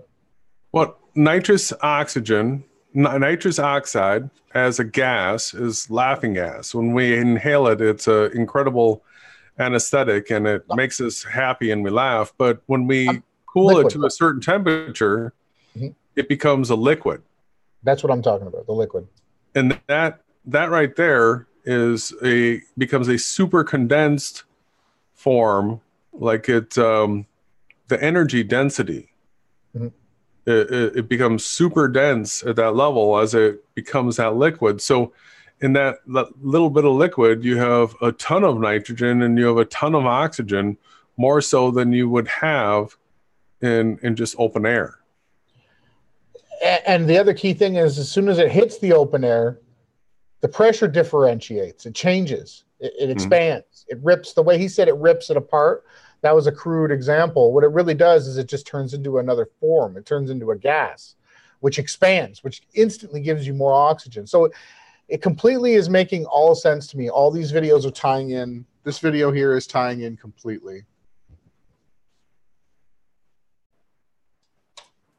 Help to prevent pinging. It's Kismet. YaHaWaH. One nitrous shot is able to bump output from 50 to 300 horsepower. It really is the best bang for your buck in 50 to 300 horsepower. terms of buying speed for your car. That's almost like Steam, Jason. Steam has the highest though, right? Well, when you boil water and it goes to a gas form, it expands 1,700%. So this N2O, when it goes from its liquid back to an air form, it's going to have a big expansion, even if it wasn't burning. Just this expansion would be driving the cylinder, right? Yeah, that's incredible. Yeah. Two overall methods of nitrous delivery, known as dry injection and wet injection. In dry injection, the liquid nitrous oxide squirted into the air intake by itself, and the fuel system's rigged to add more gasoline to the cylinders. In wet injection, nitrous oxide and gasoline are injected into the air intake together, and that requires different mods to your fuel system. Because it won't release oxygen before it gets to the heat of the cylinder, NOS can be injected as the air enters the engine or right at the cylinder with the fuel. Some systems are tooled by hand, like an old school carburetor, and other systems are computer automated to get the right mix of gas to O2 with millisecond precision, sometimes at the point of injection. When you want that neck snap and horsepower, you activate the system by just pushing a button that's installed in the cockpit. The delivery systems are designed to mix the right amount of fuel as the pressurized nitrous pours into the engine. If nitrous sits in the line, it's at a different density than if it's under pressure. Because the amount of gas to inject with the nitrous is based on liquid nitrous oxide, a valve releases any air and nitrous oxide gas that might be trapped in the lines. Without a purge, the car would bog down for an. And that's how, like, let's say you're drag racing and you're like street racing. Well, whatever, you don't know, but you know, if you've never seen under someone's hood, when they pull up to the line, it'll go. Psh, psh, psh, they'll purge the line, and he's running nitrous. So now you know that it has to be a liquid form, not the gas form. Jason, do you have a comment? Yeah. So if it's heating up, it's going to become in the gas form. So they they purge that off so that they just still have their liquid, because that's what they want to hit the cylinder, then expand, and it's super energy compact with oxygen. And so at the track too, you know, I've been a pit guy. You know, I crewed with a few different cars in my life, and you know, one of my jobs was, like, if there's a holdup at the staging lanes for a drag race, like, you have to get that nitrous on ice. It's like super important, because it's a waste. If you try to use it as a gas, it bogs the engine. I think he's going to repeat that. But, you know, even ice cold towels would, once the car, because you got to strap the bottles into the car in a specific way, right? So you can wrap cold towels around them. It's just so interesting to hear. You know, there's other turbo systems as well, like this one here in the back right, this cone that it sort of looks like a Fibonacci. The fastest turbos I heard of were you actually had a box in the tail section of the car that actually you used bags of ice in the box, and the colder the air seems to be a huge key to this, and that's why nitrous is such a good catalyst, right? Yeah, and we're learning that under circumstances, nitrogen does burn with oxygen. You have to get it to a certain temperature in order to do so, and pressure. Mm-hmm. An instant, until the liquid nitrous oxide reaches the intake. It would run rich and not fire right. When the purge system is activated, one or more plumes of nitrous oxide will flash from liquid into vapor as it releases. This brings liquid nitrous oxide all the way up from the storage tank to the valve that will release it in the engine. It's pretty cool. So, and again, it's a vacuum system, everybody. The car engine is a vacuum. It's running on a vacuum. If nitrous oxide's so great at making all this power, why don't we just inject it all the time and drive everywhere like we're Jesse from Fast and the Furious? For one, it makes an engine work way harder. And car manufacturers don't necessarily engineer their engines to take all of that stress. It's just bad news. And storage and cost can be a pain too. For example, see that explosion? That's like every car driver's nightmare. Well, nitrous blow up. Yeah, they're real bad. Running a 125 horsepower shot from a 10-pound bottle of nitrous will probably get you about 10 quarter-mile drag races. That's 10 pounds of NOS every 2.5 miles. At about $5 a pound, you're going to find out your car's stock horsepower is perfectly adequate. And hopefully you'll stop complaining about these gas prices, Nolan. Since continuous use... I don't know what that whole spiel was about. It was, you know, highly mind-controlling. It was, and full of gatekeeping as well, because we're talking about nitrogen, the most plentiful substance in air, right? That all you have to do is do a pressure differential like you would in a heat pump, and you can separate out nitrogen from oxygen. So it's got to be just one of the simplest things to separate out is a bunch of nitrogen. And they say it's inert and it's dead, right? So you can store it. It's totally safe to compress, to store, and it should be the cheapest gas you can possibly get. Yeah, without a doubt. It's funny. Someone said they put it in drinks. I think that's a joke. I think it's a type of root that they put in the drink. But Jason can research that. We'll finish this video out.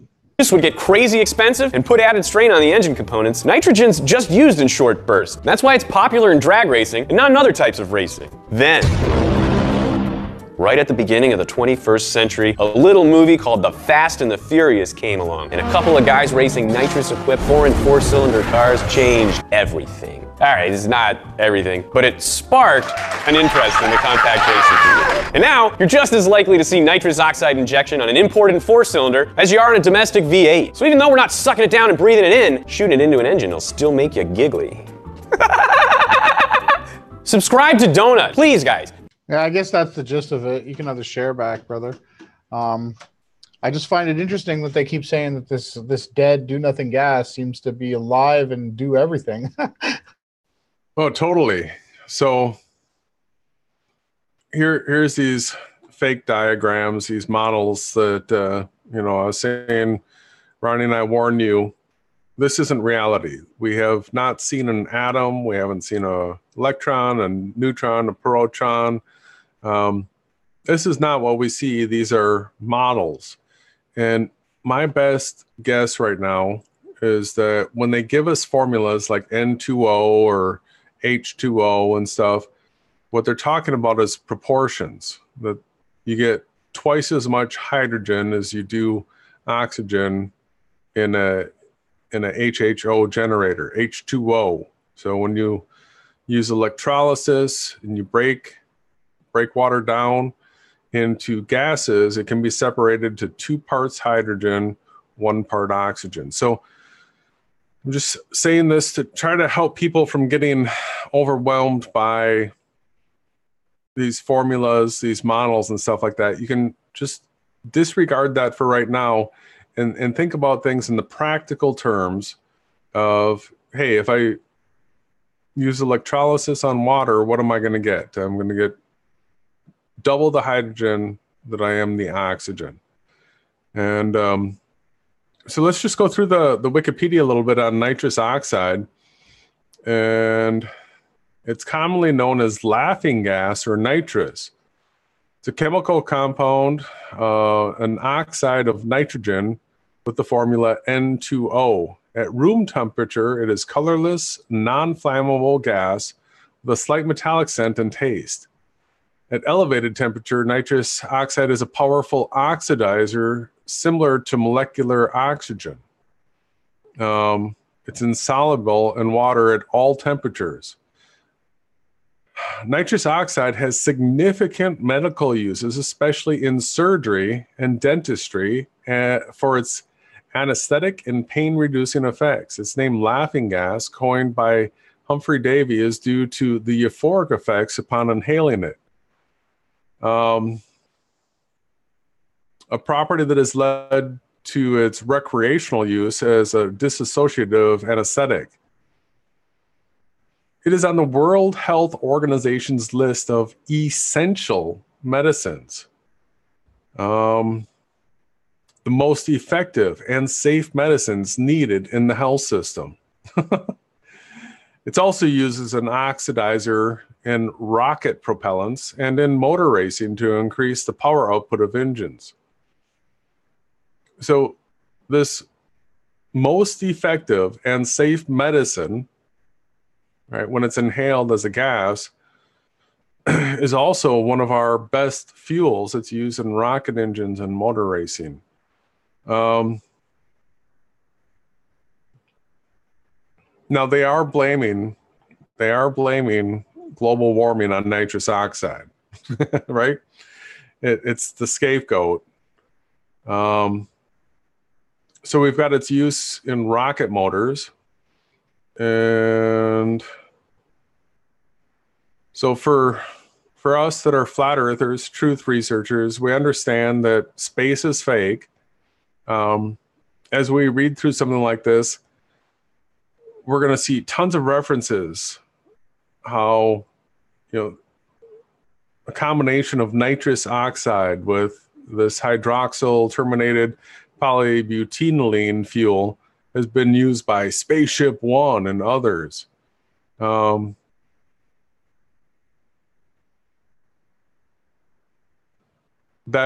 right there is not true.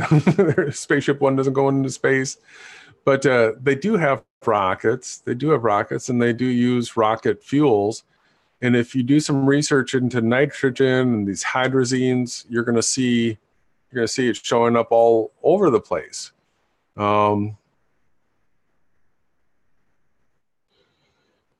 Here's the internal combustion engine, and this is like the video that you just played. This talks about that.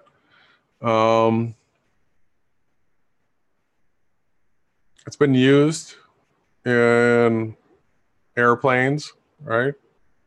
Nitrous oxide. So then here's a clue statement. One of the major problems of using nitrous oxide in reciprocating engines is it can produce enough power to damage or destroy the engine. Very large power increases are possible, and if the mechanical structure of the engine is not properly reinforced, the engine may be severely damaged or destroyed during this kind of operation. So that's in a reciprocating engine where it's got to go back and forth, back and forth. A turbine doesn't have to go back and forth. It's always spinning, so it doesn't undergo the same type of damage from running a nitrous oxide as a reciprocating engine would go through. And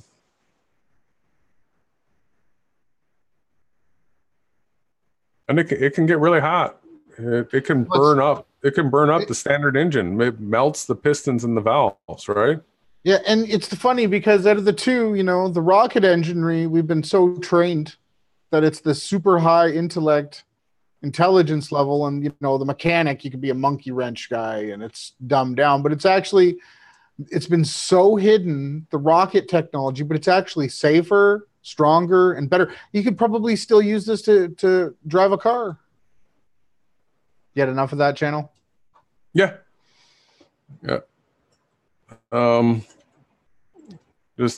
Just a shell. Gotta go. Aerosol propellant. So whipped cream, N2O. It works perfectly because this nitrogen, the oxygen oxidizes things. So with use with dairy, it would make it rancid. The nitrogen does not. And well, this is where I was first introduced to nitrogen as a as a medicine. I came across these whippets back in my early 20s, and yeah, we'll get into it. But as medicine, nitrous oxide has been used in dentistry and surgery as an anesthetic and analgesic since 1844. In the early days, the gas was administered through simple inhalers consisting of a breathing bag made of rubber cloth. So N2O. Has anybody ever been to the dentist and had laughing gas before? Have you, Ronnie?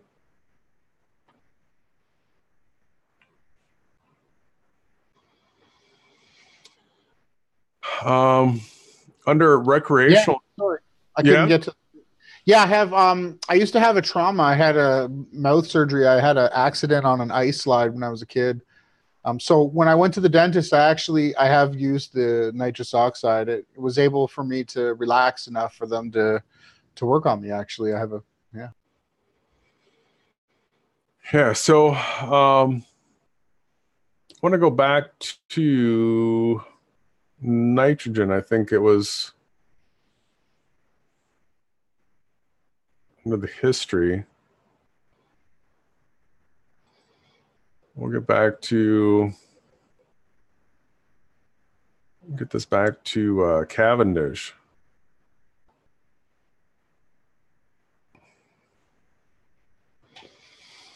So here we had learned that it was in 1772 The nitrogen was attributed to Daniel Rutherford.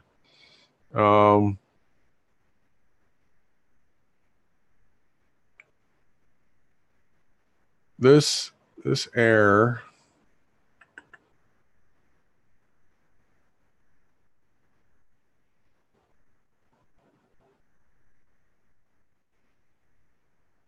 where'd this go?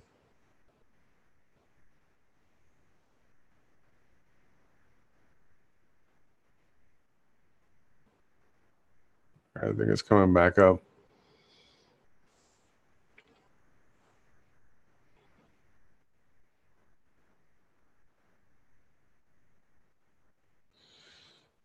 So 3 papers containing experiments on, it's called factitious air by Henry Cavendish. You know who Cavendish is?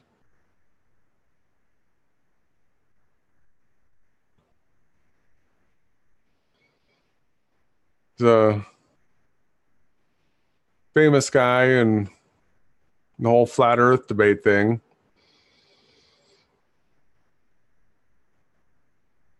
I'm still looking for the headline of how I got to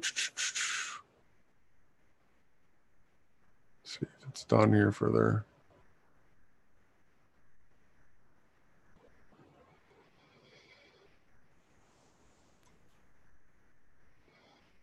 Did I miss you? Did you say something? I'm sorry. I had problems with my sound there. Okay. Yeah, not a big thing. I'm just looking. I was asking if you knew the correlation to Cavendish, and No. Well, I remember you reading about it earlier, but I mean, watch this. Who discovered hydrogen?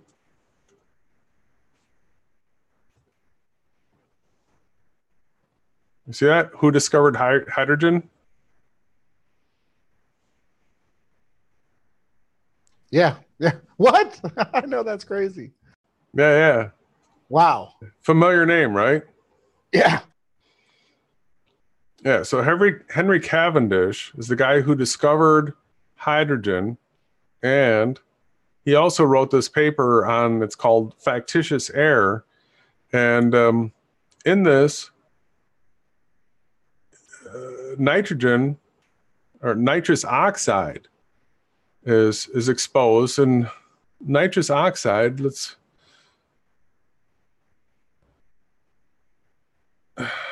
under recreational use, recreational inhalation of nitrous oxide with the purpose of causing euphoria and slight hallucinations began as a phenomenon for the British upper class in 1799, known as laughing gas parties.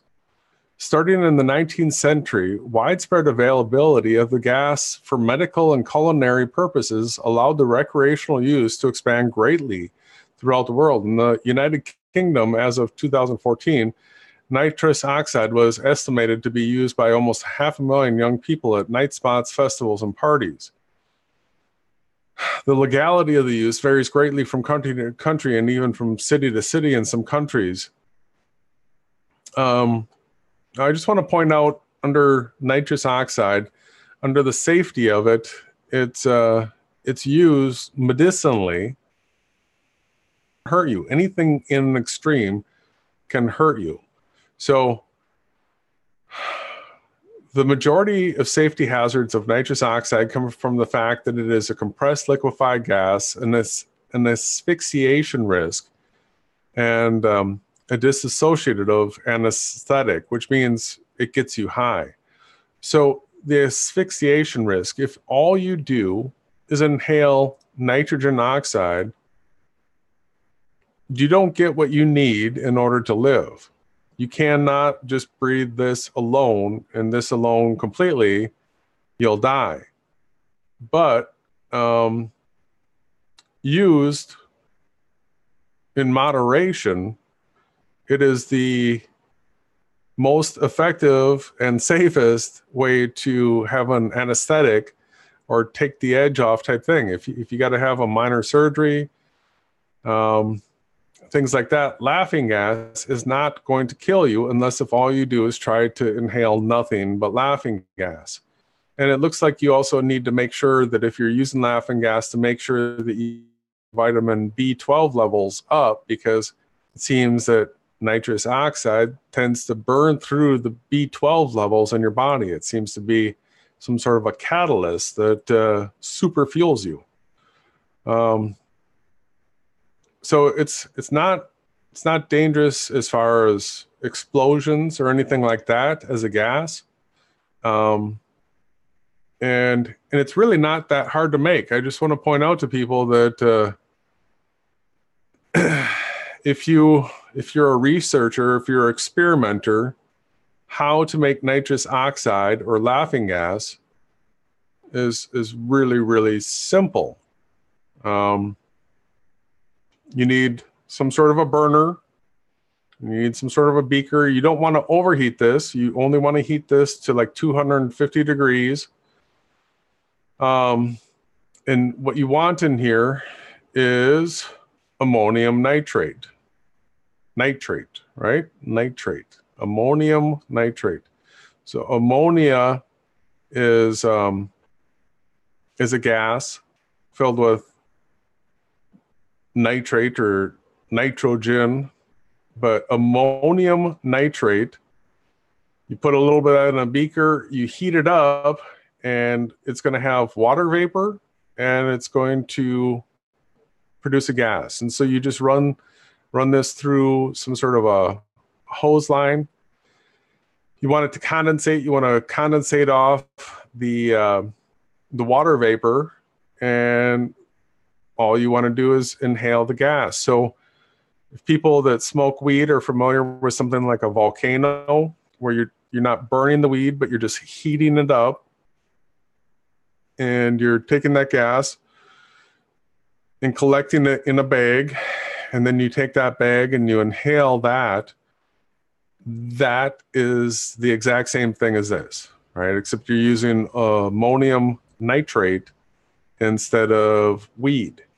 And what you end up with is laughing gas, which can be used medicinally the same way marijuana is used. But in this case, you can even use it for minor surgery type situations. So I just want people to, we've been so dumbed down, and all these things have been hidden from us. We're not taught the most basic and simple things that we should. So ammonium nitrate, there's a big false flag that was used to hide up and make it difficult for us to come get a hold of ammonium nitrate. This is what was used in the fertilizer for the Oklahoma City bombing, right? Which, brother, if you have anything about that being some sort of a false flag hoax, it'd be great. But it was said that ammonium nitrate was used to make a huge bomb to blow up the Oklahoma City building. I'm pretty sure they did actually blow up that building, though. I think the parameters around it. Yeah. But then after that, what they wanted to do, so problem, reaction, solution, was to regulate ammonium nitrate. Oh, you just nailed it on the head. Like, bam. That was beautiful. You know, exactly. They always work on a problem, reaction, solution. The Hindenburg, and now in the modern day era, we have the Oklahoma bombing. You are unbelievable, brother. Yeah, just so everybody has that fresh in their head. The Hindenburg was a hoax. Total hoax. We know that hydrogen implodes, does not explode. So when you see that footage of the Hindenburg, that was staged Hollywood. That was nothing more than a moon landing type event to hide hydrogen.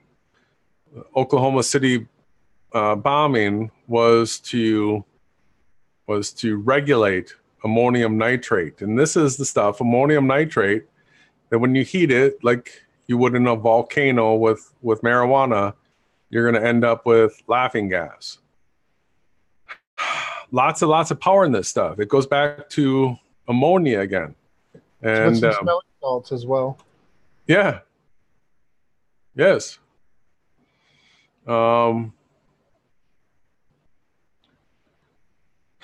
see, when you burn this, you also, like when you burn ammonia, once again, I think you get water. So the fuels that we've been using, the petroleum product fuels, they combust, they burn dirty. The energy is an outward energy. It's an expanding out energy. Hydrogen is a implosion, completely different technology. We should have completely different engines that are maximizing the vacuum that's created by the implosion of hydrogen, and then the byproduct of the combustion of the hydrogen and oxygen is water. Right? There's no reason we should be using engines that aren't hydrogen engines. No reason. But then you've got all the fertilizer, the explosives, mixture with fuel oil, right? So what is it that they say that they're putting in the wings of these big commercial airplanes? Jet A fuel. Yeah, fuel oil. It's a kerosene. Jet A is kerosene. Yep. Jet A is a kerosene.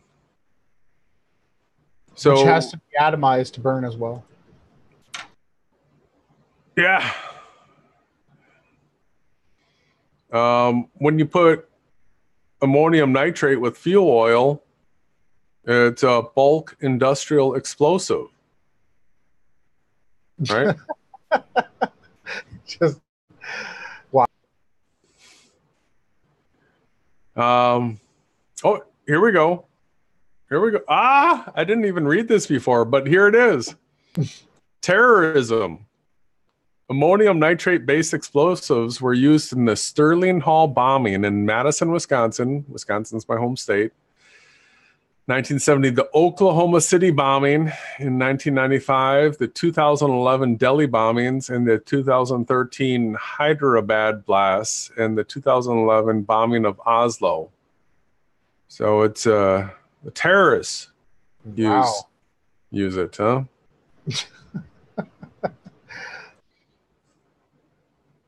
Terrorists love this stuff.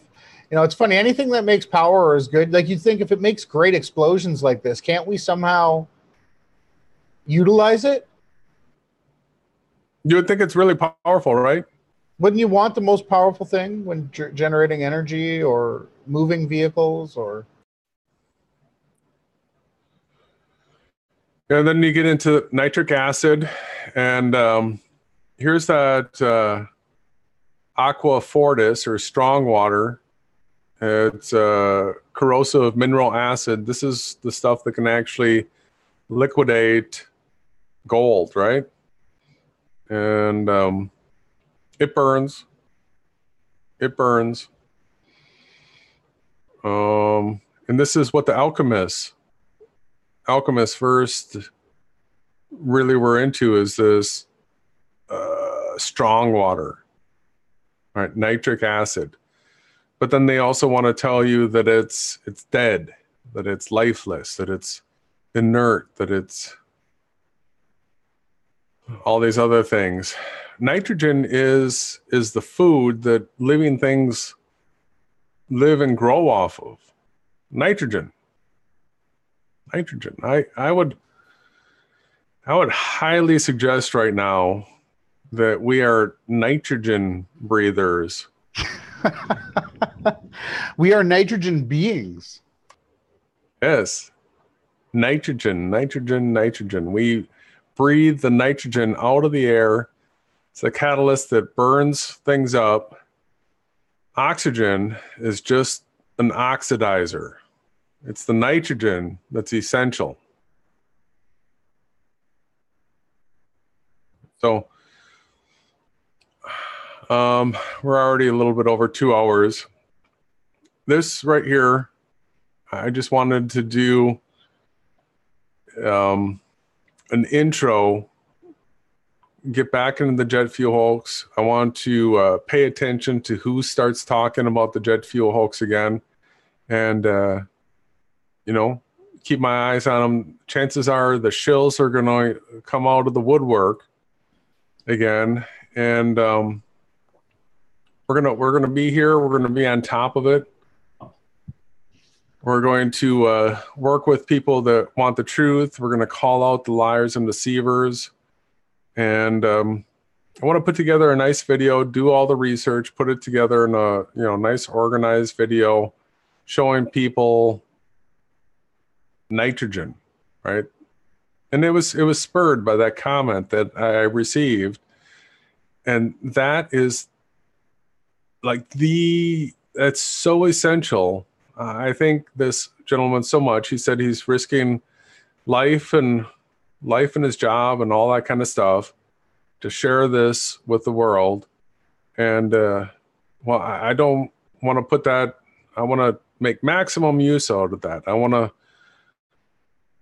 I'm not worried about being taken out whatsoever. I want to utilize this information to help benefit humanity. Because I see the control mechanism that that having to pay for energy the way we do right now, be it our electric and the gasoline and stuff in our cars, as being the control mechanism that really has people locked up. That if we had access to free energy systems, we could really disassociate ourselves from the government and become super independent, and just tell them to sort of piss off. We don't need you. It'll reduce the cost in everything, in everyday living. Huge. It'll be like never heard of in the history of mankind. But I don't know if we have enough time left in this reality. But I re-edited a video while we were live tonight, and I think I can play us out with that. I just wanted to say thank you very much to everyone in the chat. Thank you most of all to the creator for putting these thoughts and emotions in our heart. And Jason, what a great night. You exposed so much. This was like a throwback to Beyond Flat Earth that I'm super thankful to be a part of. We're going to be back on Friday. We might do a different type of a hangout. We're thinking about having a fireside chat. And if we do that, that'll be fun. Again, thank you, Jason, and to everyone in the chat, except for Flat Earth Reset. No, thank you too, Flat Earth Reset, man. You do what you do. We do what we do. So yeah, Jason, Friday night at 8 p.m. And Sunday at 8 p.m. Central, all these channels. Any last words, my brother? That's it. I thank everybody that showed up. Please share. Please get involved. I've got plans for a hydrogen-driven power plant that I plan on having put into this video that I want to produce here. And I want to get people modeling and building things, and get involved.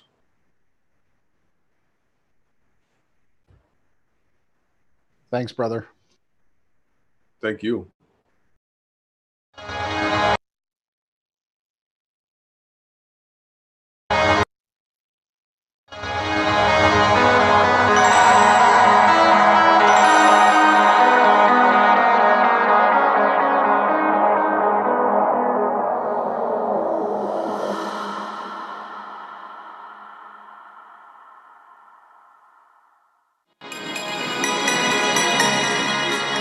Hey, what's up, friends? Super quick update. This is the Limitless channel, October 3rd, 2018. Please tune in tonight, live on the Awake Souls channel, as we go into free energy, the jet fuel hoax, and we kick this up nitrous level. You don't want to miss this. 8 p.m. Central, only Beyond Flat Earth. I need NOS.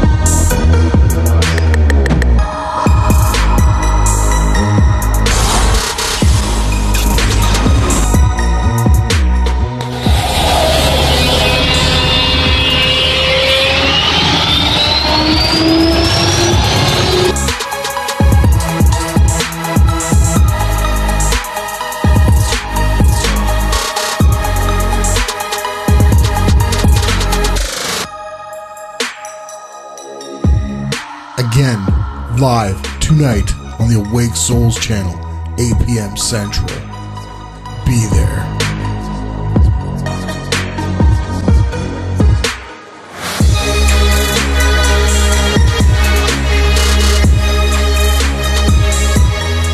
Thanks for joining us and going all in on the free energy. And be there every Wednesday at 8 p.m. Central, only beyond Flat Earth.